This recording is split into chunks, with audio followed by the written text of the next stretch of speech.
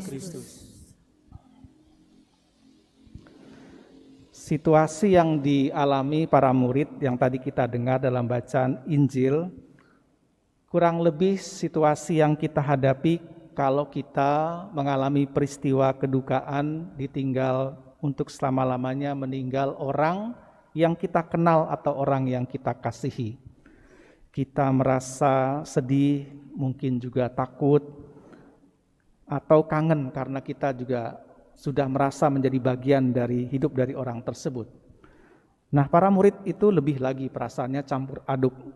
Mereka merasa putus asa, juga kecewa, tetapi di lain pihak mereka gembira karena di dalam meskipun hanya sekian tahun mereka telah menjadi bagian dari hidup Yesus dan hidup Yesus menjadi bagian bagi hidup mereka.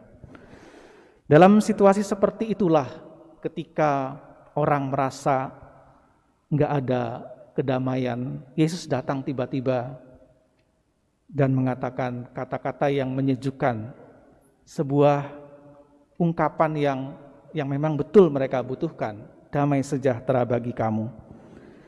Jadi Yesus tahu bahwa dengan cara melalui pengampunan yang diberikan oleh para muridnya, maka orang-orang yang bersalah itu mendapat kembali hidup yang telah hilang. Jadi tema mengenai hidup kemudian diinterupsi oleh kisah mengenai Thomas.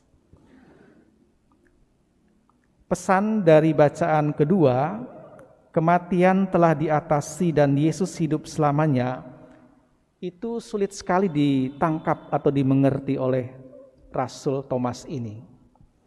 Dia enggak dong itu. Dia adalah tipe orang yang ragu. Dia menuntut sebuah tanda, bahkan bukti untuk percaya kepada Allah. Mungkin kesalahan Thomas adalah terletak pada pemahamannya atau pendapatnya, ia perlu mutlak mempergunakan panca inderanya untuk percaya.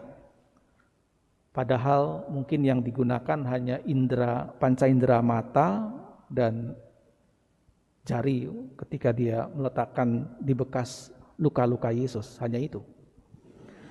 Tetapi kebaikan atau kelebihan figur Thomas di sini adalah dia melebihi orang-orang yang menjadi Katolik dengan alasan ikut-ikutan atau demi keuntungan tertentu.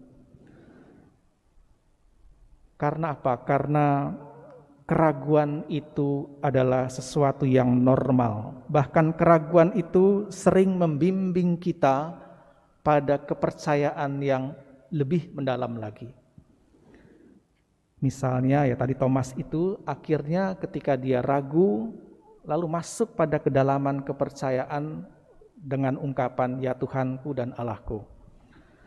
Kita memahami bahwa keraguan adalah sebuah tahap hidup, bahwa kita menjadi pasti karena keraguan kita.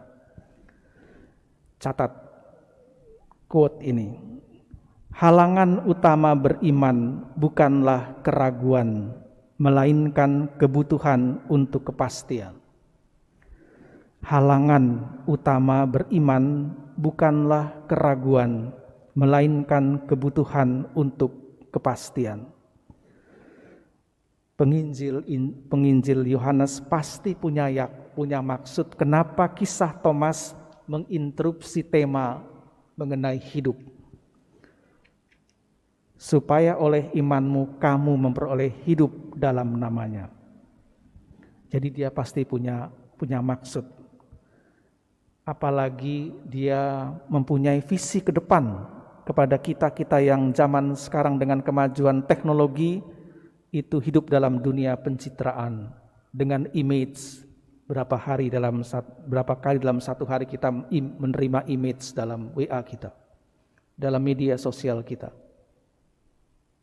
Kita butuh panca indera kita untuk melihat, untuk percaya, untuk kepastian, bukti bahwa saya sudah sampai di sini loh. Ini fotonya, lihat di medsos, ada kan? Jadi penginjil Yohanes itu berpikir jauh ke depan. Dan ada banyak Thomas di sekitar kita. Dia mungkin seorang anak muda yang bertanya, apa buktinya cewekku mencintaiku? Apa buktinya? Apa tandanya? Atau orang tua yang mengatakan, saya tidak percaya begitu saja pada anak saya, karena dia pernah saya beri kepercayaan ternyata meragukan. Atau pada umumnya orang kebanyakan, bener gak sih apa yang dia katakan itu? Di dunia seperti sekarang ini kita sering menuntut kemutlakan apa yang kita lihat, apa yang kita dengar, apa yang kita raba sebagai jalan untuk percaya. Padahal di lain pihak ada yang tidak menuntut itu semua.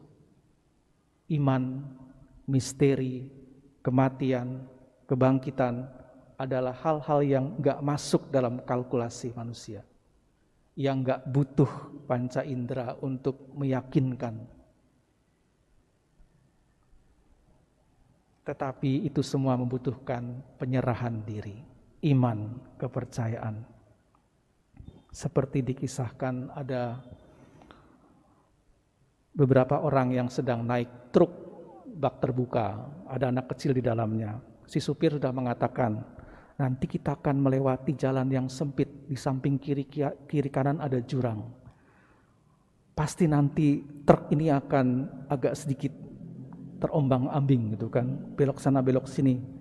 Tapi pesan saya cuma satu, jangan lompat dari truk ini dan masuk jurang, mati.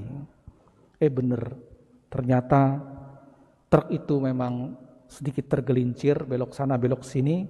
Orang-orang yang gak percaya lompat dari truknya, mati masuk jurang. Sampai di tempat yang aman, tinggal seorang anak yang ada di belakang truk itu. Ditanya, kenapa kamu gak lompat seperti yang lain? Dia bilang, saya percaya pada supir itu, karena supir itu bapak saya. Kita aman karena Allah Maha Rahim. Dalam diri Yesus, Dia menunjukkan belas kasih-Nya. Maka marilah kita mohon supaya kita pun penuh dengan kerahiman dan berbelas kasih kepada orang-orang di sekitar kita.